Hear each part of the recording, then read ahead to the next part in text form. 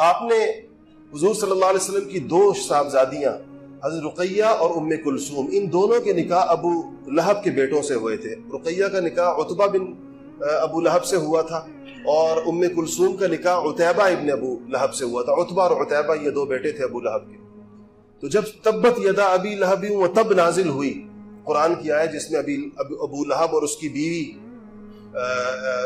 ام جمیل دونوں کے اوپر اللہ جل شانہ نے اپنے غضب اور غصے کا اظہار کیا، تو ابو لہب نے حضور صلی اللہ علیہ وسلم کی ان دونوں صاحبزادیوں کو اپنے بیٹوں سے کہہ کے طلاق دلوائی، اور بڑی اہانت کا معاملہ کیا۔ تو حضرت رقیہ رضی اللہ تعالی عنہا جو عتبہ کی بیوی تھی، جب ان کو طلاق ہوئی تو اس پر حضرت عثمان رضی اللہ تعالی عنہ نے نکاح کا پیغام بھیجا، اور حضور صلی اللہ علیہ وسلم نے حضرت رقیہ کے ساتھ ان کا نکاح کیا۔ روایات میں آتے ہیں کہ ایک دفعہ حضور صلی اللہ علیہ وسلم گھر میں داخل رقیہ کے، تو وہ حضرت عثمان کا سر دھو رہی تھی۔ تو آپ کا لقب جو ہے وہ یعنی کنیت جو ہے وہ ابو عبداللہ تھی، اور عرب کا رواج تھا جب کسی کا نام احترام سے لیا جاتا تھا تو کنیت سے لیا جاتا ہے۔ تو حضور نے فرمایا کہ اے رقیہ، ابو عبداللہ کی خوب خدمت کرو، کہ یہ مجھ سے سب سے قریب اخلاق کے اندر اگر ہے تو وہ یہ شخص، اخلاق میں مجھ سے قریب ترین آدمی۔ جب بدر کے موقع پر صحابہ نکل رہے تھے تو حضرت رقیہ بڑی بیمار تھی، اور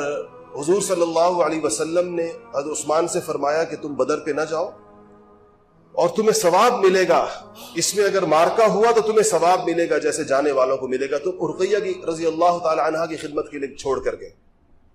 جب بدر میں مسلمان کامیاب ہوئے تو حضور صلی اللہ علیہ وسلم نے حضرت زید رضی اللہ تعالی عنہ کو بھیجا آگے کہ جا کر مدینہ والوں کو خوشخبری دو کہ بدر میں ہمیں کامیابی ہوئی ہے۔ زید فرماتے ہیں کہ جب میں مدینے میں داخل ہوا بشارت لے کر، تو میں نے دیکھا کہ عثمان غنی اور اسامہ ابن زید حضرت رقیہ کی قبر کے اوپر مٹی ڈال کر واپس آ رہے تھے، بڑے مغموم تھے، اور کہا کرتے تھے کہ مجھے رسول اللہ صلی اللہ علیہ وسلم نے فرمایا کہ قیامت کے دن، ایک دفعہ کسی نے کہا کہ آپ بڑے مغموم ہیں حضرت رقیہ کی وفات پر، تو فرمایا کہ میں نے رسول اللہ صلی اللہ علیہ وسلم کو کہتے ہوئے سنا ہے کہ آپ نے فرمایا کہ قیامت کے دن ساری قرابتیں ختم ہو جائیں گی، ساری رشتہ داریاں ختم ہو جائیں گی، صرف میری رشتہ داری قائم رہے گی، جس کا مجھ سے رشتہ ہے، قرابت ہے، وہ قائم رہے گا۔ تو کہا مجھے یہ آتا ہے کہ میں حضور کے خاندان کی قرابت سے نکل گیا، رقیہ کا انتقال ہو گیا، تو آپ صلی اللہ علیہ وسلم نے ام کلثوم کا نکاح ان کے ساتھ کیا۔ ایک بزرگ ہیں، انہوں نے، یہ بہقی کی روایت ہے کہ انہوں نے فرمایا کہ عبداللہ الجعفی کہتے ہیں کہ میں نے اپنے ماموں حسین الجعفی سے سنا کہ انہوں نے مجھ سے پوچھا کہ بھانجے تمہیں پتا ہے کہ عثمان غنی کو ذو النورین کیوں کہتے ہیں؟ تو میں نے کہا نہیں، مجھے نہیں پتا، میں چاہتا تھا وہ مجھے بتائیں۔ کہنے لگے کہ آدم علیہ السلام سے لے کر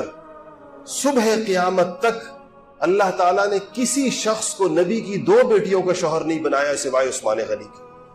یہ دنیا کے واحد شخص ہیں کہ جن کو اللہ جل شانہ نے کسی نبی کی 2 بیٹیاں ان کے حرم کے اندر دی۔ ام کلثوم سے نکاح ہوا، اور اللہ جل شانہ کی یہ شان ہے کہ ام کلثوم رضی اللہ تعالی عنہا بھی حضرت عثمان غنی کی حیات کے اندر، رسول اللہ صلی اللہ علیہ وسلم کی حیات میں ان کا بھی انتقال ہوا۔ حضور صلی اللہ علیہ وسلم نے ام کلثوم کی تدفین کا اور اس کے بعد قبر پہ کھڑے ہو کر سارے مناظر اہل سیرت نے تفصیل سے بیان کیے ہیں۔ تو کہا کہ جب یہ دفن ہوئی، ام کلثوم کی تدفین ہو گئی، تو کچھ دن بعد حضور نے دیکھا کہ سیدنا عثمان غنی انتہائی مغموم سر جھکا کر بیٹھے ہیں۔ آپ نے پہچان لیا، پتہ چل گیا کہ یہ عثمان غنی ام کلثوم کی وجہ سے خفا ہے۔ تو عثمان کے پاس گئے، ان کے کندھے پر ہاتھ رکھ کے کہا کہ عثمان، اگر میری کوئی تیسری بیٹی ہوتی تو وہ بھی تیرے نکاح میں دے دیتا، میری اور کوئی بیٹی نہیں۔ مشکات کی روایت ہے کہ رسول اللہ صلی اللہ علیہ وسلم نے فرمایا کہ میری اگر 100 بیٹیاں ہوتی تو ایک کے بعد ایک عثمان کے نکاح کے اندر دیتا۔ اس قدر اللہ جل شانہ نے ان کو فضیلت عطا فرمائی تھی۔